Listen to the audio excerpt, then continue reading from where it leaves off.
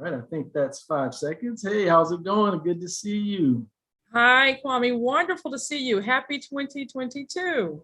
I know, right? I can't believe we're already halfway through January. No, And wow, did we enter the new year with a bang with COVID spike and all the different things going on in the world. But I'm glad to be here with you. It looks like you're doing well. How have you been? I've been absolutely fantastic. I'm, as you know, about to make a transition Yeah, that will hopefully happen sometime in the coming weeks. But the year has started off great for me. I'm just excited about all the great things that we all continue to get to, to have the opportunity to do, to give back to our community. So I love that. Love that. definitely, definitely. We appreciate you, being a part of our iconic mentor auction that we do every January now for National Mentoring Month, where we highlight leaders like yourself and give people a chance to spend time with you and get mentored from you and learn from your extensive career and background and all the different things you've accomplished in your career, which I look up to. And for our viewers who don't know you, I'm sure many of them do. It'd be great for them to hear a little bit about your story, your journey, and how you got to where you are and doing all the different things you're doing. And I know you got some new exciting things you're working on as well. So it'd be great for everyone to get a chance to get to know who you are. Wonderful. So I'll just be brief. So this is, you're talking to this small town country girl from a very small town in Alabama, right? Who had the privilege and the honor to do her college work over at Emory here in Atlanta. So I came to Atlanta and just fell in love with the city. In my career, Kwame, I've had the opportunity, most people would not believe this, but my first job out of college, I was a bank teller. So people are always curious, well, Shan, how did you go from banking to building military aircraft to paper and packaging to working with, the great city of Atlanta? So there's a lot that happens in between. But let me just say, I've just been fortunate and very blessed to be able to have wonderful opportunities. To have people who were willing to give me a chance, people who were willing to work with me and to help me grow and develop along the way. And so banking to consulting, to, like I said, working for a great company in Lockheed Martin. That's where I spent the bulk of my career, not only, working in human resources, but getting the opportunity to work on the operations side. And so for many people, I am known as the airplane lady because I spent so much time at Lockheed Martin, but it was a fantastic career. And I'm so grateful that we're talking about mentoring, because if you can imagine, it was great mentors in my career and in my life that allowed me to sit where I sit today. Yes, that's what it's all about. Whenever I talk to a group of people, I say, has anyone gotten here without someone helping them out? And typically no one raises their hand. And if they do, I say, man, we need to get a copy of your blood, because Exactly. I don't know how you figured it out, and we were talking earlier Right. about, me writing the book, and that's what it's all about, and that's actually the subtitle is harnessing the power of mentorship in life and career. And that's what it's all about, right? So Yes, it as you is. think about the people who played a role in your life, the different mentors who whether it been work or life, who are some of those people? I've asked others to say, who are your top five Yes, mentors, yes. and why? Wonderful. Let me start, of course, with my parents, right? Yeah. My dad retired from Ace Hardware, my mom from Walmart. These were hardworking, dedicated people who were committed to my getting an education. They worked hard for them, lots of sacrifice, right? But they taught me the value of two things I think that I've carried with me. One, having a strong work ethic, right? Being a person of your word, do what you say you're going to do. But also, they taught me the value of people, right? Regardless of how we're shaped, the color of our skin, we're all, what my dad would say, we're all God's children, right? So I love the fact that that's the foundation that I have. As I began to do my studies at Emory, however, and was really trying to figure out my career, because I was really coming to Emory to be a doctor. Thank God you would not want me operating on you right now. But I didn't, I took a different track. I actually stepped over into the world of business. But I didn't have any role models in my family to help me understand what it would take for me to be successful in corporate America. But there's one lady in my life who's still in my life today, Connie Fisher. Connie's in her late 80s today, but Connie took me under her wing. She worked at the business school. I worked in her organization, so I had to work because we didn't have money for me to be at Emory. So I was in a work study program. And Connie took me under her wing, and she taught me what it meant to be successful in a corporate setting. Without Connie, I wouldn't have had that. No one to teach me that because I didn't have that in my family or any context around that. Connie took me under her wing. And I'm gonna tell you, Kwame, she would scare me to death because she'd take me into these corporate settings with her as she was talking about Emory and what we're gonna do there. And she would put me on the spot. Shan, you take this part of the discussion, you take this part of the briefing. But what was so valuable is that after those encounters, she would give me feedback. And sometimes it was good and sometimes it wasn't. Sometimes it hurt, but I needed to hear the feedback. And so that coaching and that mentoring, and even when it hurt, I knew it was coming from a place of love. So that made it really good for me. So Connie Fisher taught me the ropes around corporate America. Once I got into corporate, as you might imagine, a lot of what makes people successful are not written in the company handbooks, right? Mm-hmm. And so you need people who have come up in the culture, come up in the environment to help you. So Linda Gooden was my first kind of mentor within Lockheed Martin. And Linda she was the first African-American woman to be president of a company there. And I said to Linda, I really want to understand how money works. How do we make money at Lockheed Martin, right? And Linda taught me the language, helped me hone my skills around the language of finance. I had an MBA, I had studied marketing, had studied in finance, but when you get in there, you need somebody to show you how it works in reality, right? I had the textbook, theory around it, but she took me under her arm. So Linda Gooden, there was Joe Cleveland, he was the CIO for Lockheed Martin. I always wanted to understand, technology and things like that. And so he was coaching and mentoring and teaching me things, right? And throughout that process, though, it was always about getting feedback, the good, the bad, and the ugly, and helping me to be better. As I go on out through my career, there was a young man named Ted Childs who worked at IBM. And you just said, well, Shan, he didn't work in your company, and he didn't. Sometimes we need to look outside our environment, right, to have people who can look in. But I had been given assignment to be the first kind of chief diversity officer type person for Lockheed Martin as a corporation. Kwame, I had no idea what that meant, right? Yeah. What am I signing up for? Like, what does that mean, right? What does it mean? But I kept reading about this man named Ted Childs at IBM who was like taking the world by storm, right, in his work there. I picked up the phone and called him. And I was like, Ted, you don't know me. I'm Shan. I was Carr at the time. I'm Shan. I need your help. I'm in this job that you're doing extremely well. Will you help me? And he said, Shan, how quickly can you get to New York? Which is where IBM was headquartered, as you know, right? And so I would say that, so I've never been afraid to ask for help. I've never been afraid to ask for people for mentoring and coaching and feedback. And so those are some of the top folks I could think of, right, off the top of my head. Lee Ryan was another one. When I got the job, transitioning from HR to run, this multi-billion-dollar operation at Lockheed Martin, building military aircraft. I never built an airplane at all, right? And everybody knew that, right? But there was Lee, who I succeeded in his role, preparing me and coaching me and getting me along the way and giving me hard assignments, right? Things I hadn't done before. There was oftentimes things I didn't want to do. But I knew in the long run, it would be good, kind of like when your grandmother would give you castor oil, if you ever had that, Kwame, growing up. Yeah, I know what you're talking about. Yeah. It's going to be bad going down, but it's going to be good at the end of the day, right? And so I've just been fortunate to have those kind of people in my life who were willing to, in many ways, put their careers on the line, right, to get me opportunities. Wow, you got a nice list of folks and the different roles you've taken on. Yes. New roles that weren't even, created before you.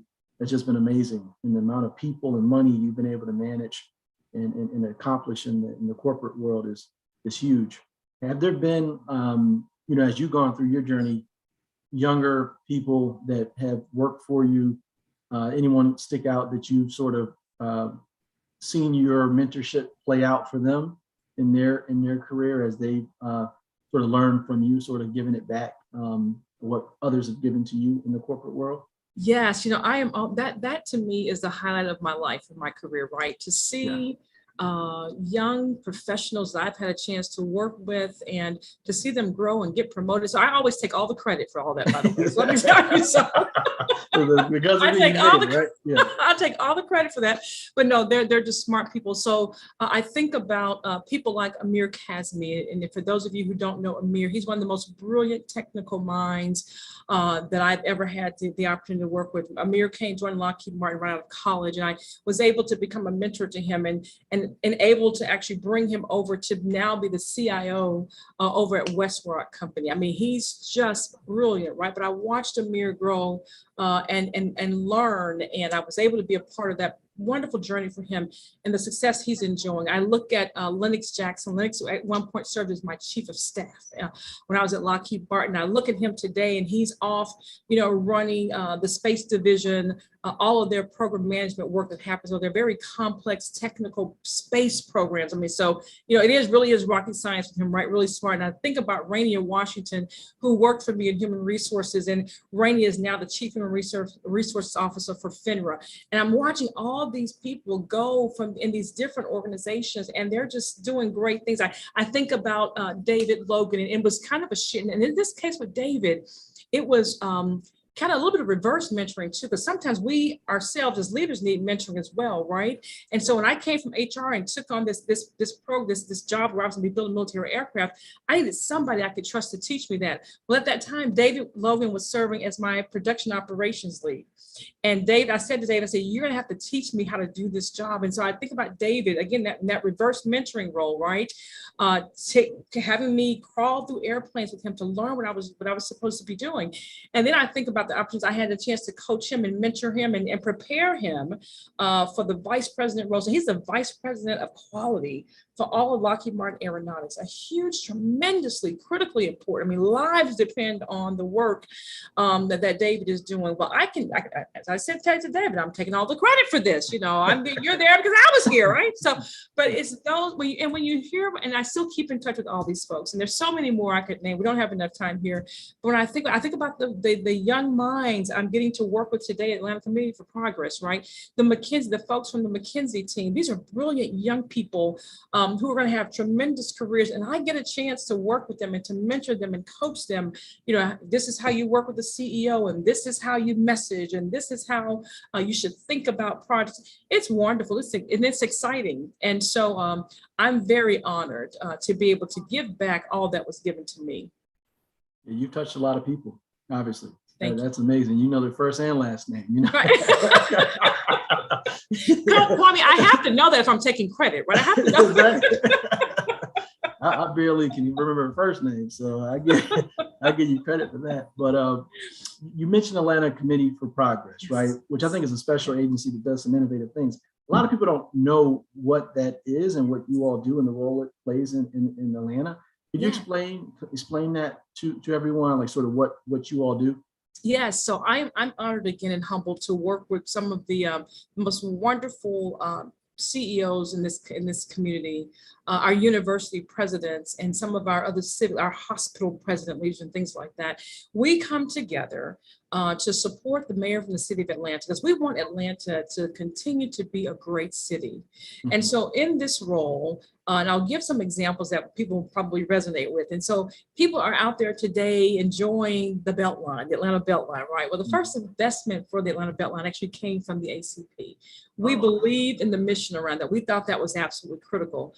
We looked across the city and looked at the west side of Atlanta, and we were able to come together to develop what I would say a 15-year strategy to think about how do we revitalize that community and not have the community be displaced. So you see the wonderful folks, John Allman and that team over there leading the West Side Future Fund. So we stood up the West Side Future Fund organization. Here's the mission, here's what we want you to work on, but we get to touch education. So I'm excited that I get to work with Dr. Herring over at Atlanta Public Schools. I'm excited that we get to look in community and see where can we help. I'm excited the partnership. We're very committed to workforce development. We believe that Atlanta is a very prosperous city, but not everybody's participating in that prosperity. So how do we lift people up? How do we address the lack of economic mobility for many of our residents in the city? And so we're committed to a workforce development program with Atlanta Technical College, where we as ACP, we've committed to graduating 10,000 students into living wage jobs, because that is how you lift people out of poverty. That is how you revitalize and help communities. And so, Kwame, I got to tell you, I've done a lot of great things in my career. This has probably been the most fulfilling in terms of knowing that every day I get up and the decisions that we make and the ways that we're able to convene and engage and invest in community, we're changing lives in a positive way. We can't solve it on our own. And that's why relationships with, big brothers, big sisters is so important, right? Because, we're business leaders, and we can work and get people into jobs, but you've got to have organizations who are shaping young people in communities earlier on. So we're looking at that, that post-graduation community right now. We have a little bit of work in helping to stand up, fund the first ever Atlanta College and Career Academy. We invested in that because we believe in that, right? We need a pipeline of students in their high school careers getting into the technical college experience. But we also have, which you participated in, and I thank you for it, we do have those 28, non-profit organizations like Big Brothers Big Sisters who come in to help us provide that wraparound support, right? To help us look at the whole family as a unit, right? What can we do to impact this family? And so I appreciate and love the work that you are doing, because you're capturing these young people earlier on, before they get to a business setting or however they tend to do their career, entrepreneurship, what have you, and you're preparing them for that.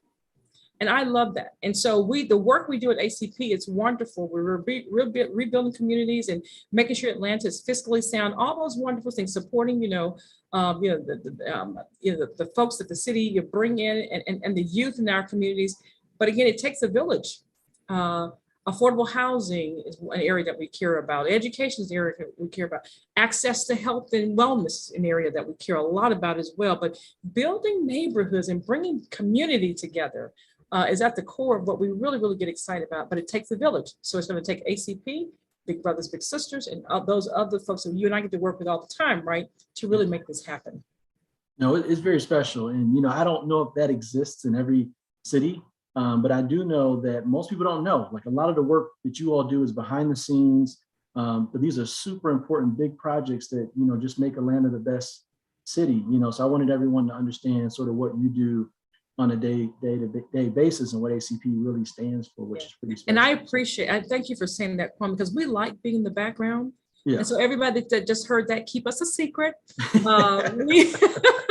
No marketing campaign. Right. Because the work we do is actually, we support the mayor's vision, right? So we've had a chance to, beginning with Mayor Franklin, right? Mayor Shirley Franklin, then Mayor, Kasim Reed, Mayor Keisha Lance Bottoms, and now our new mayor, Mayor Andre Dickens, which we're excited about. So, but we do, we're grateful that we have mayors that also care about these things.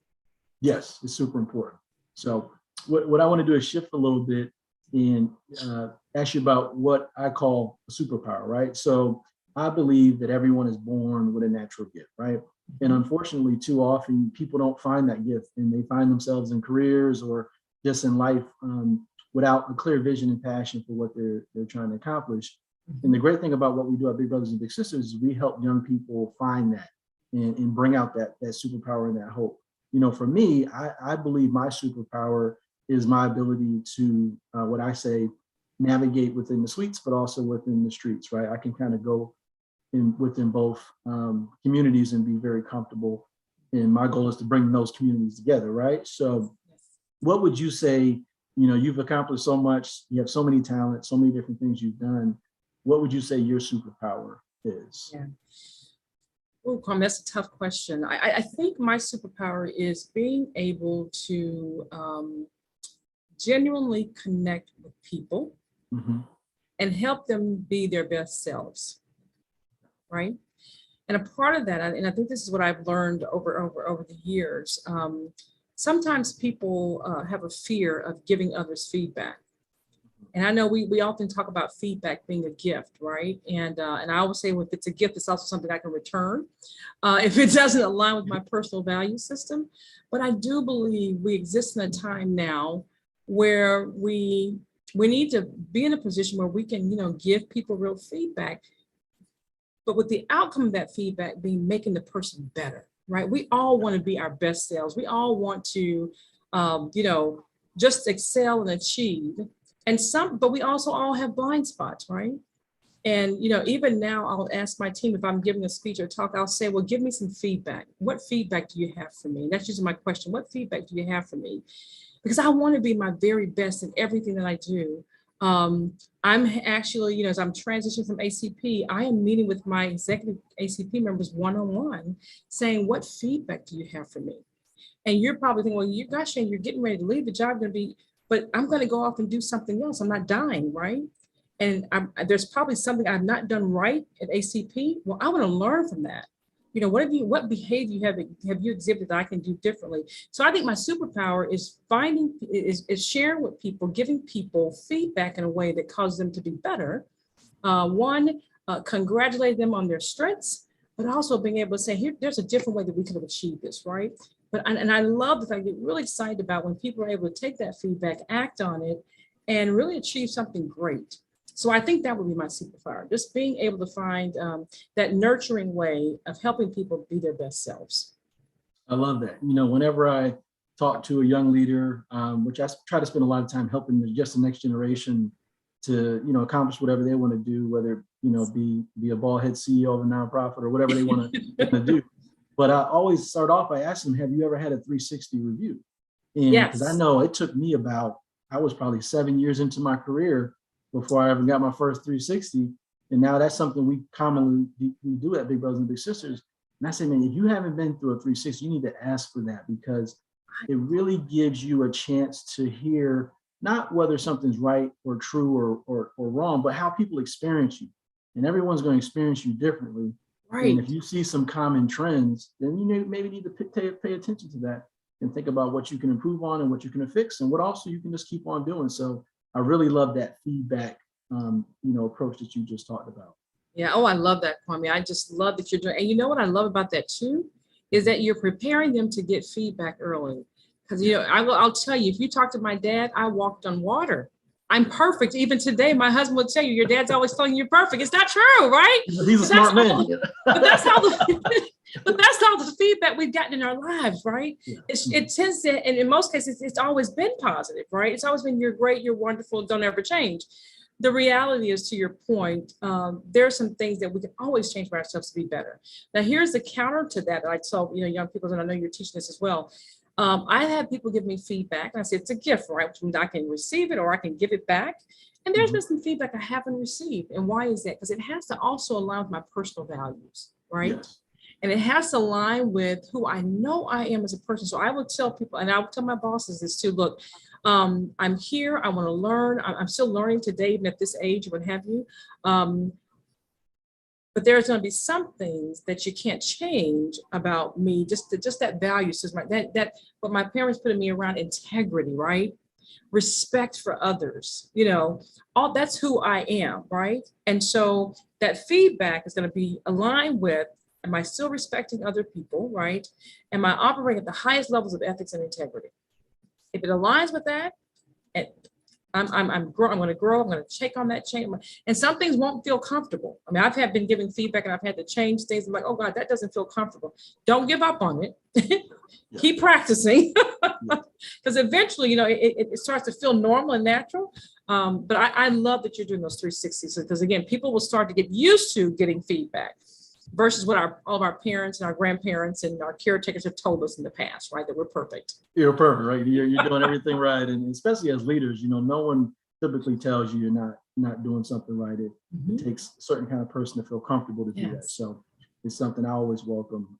So I'm glad you brought that up, because it made me think about that. But as we come to an end, I wanted to sort of, get some of your thoughts and just, why others should get involved with Big Brothers and Big Sisters like you have. You've been involved with us for a long time. Yes, You're part of our iconic mentor auction, where, right now, anyone who's watching can go to our website and bid on Shan and get some time with her and learn from her and get some feedback and, all the stuff we talked about. But, as we close out, what would you say to others why you decided to get involved with us? Yeah, so I've been involved with Big Brothers Big Sisters. Oh my gosh, I know since at least 2011. Yeah. And I got involved because I loved the mission. I love the connectivity and the importance that you focus on in terms of building relationship. I love the teaching model. I love that when I've seen these relationships, family gets created, right? It just the connection that happens between the big and and the little, right? But what I call them, right? Yeah. And I know that some of these young people would not be exposed to certain things if not for the organization. Some of our young people would not have the opportunity to learn new and different things without big brothers, big sisters, without the bigs being there, right? At the same time, I know how wonderful it is to be a big and learn from a little, right? Because the learning is happening both ways, right? Yes. And one of my favorite relationships was one of with Meredith Leapley, and I know you know Yes. Meredith. Yes. And I think about the lifelong relationship she created with that young man, and I'm getting chills right now just thinking about that. Yes. It changed both their lives for the better. Yes. And so when I came to Atlanta, I'm like, I want to be a part of this. I want to invest in this, and we did. And I personally just continue to be involved today. So I want to encourage everybody that's listening to me. This is an opportunity for your life to be changed and for that young person's life to be changed. Is it a time commitment? Yes, but it's worth the investment. It's worth the investment. So please get involved. I intend to stay involved, Kwame, as long as you'll have me. Yes. And I'm just looking forward to the continued great things that you're going to lead us to under your leadership. So thank you. No, thank you, Shannon. You sold it better than I can. And we appreciate you being there for us and supporting us. I appreciate you for supporting me as a leader, new leader in Atlanta. I think I can still say that 5 years in. I'm still new to Atlanta, but it's been great. And I look forward to getting together, having that Dr. Pepper we talked about and catching up. Yes. And thanks again, everyone. You can go to our website to be part of the Iconic Mentor Auction and bid, and also sign up to be a big and learn more about what we're doing or make a donation. But thanks again, Shan. You have a great day, and I'll see you soon. Great. Thanks. Take care, Kwame. Bye-bye.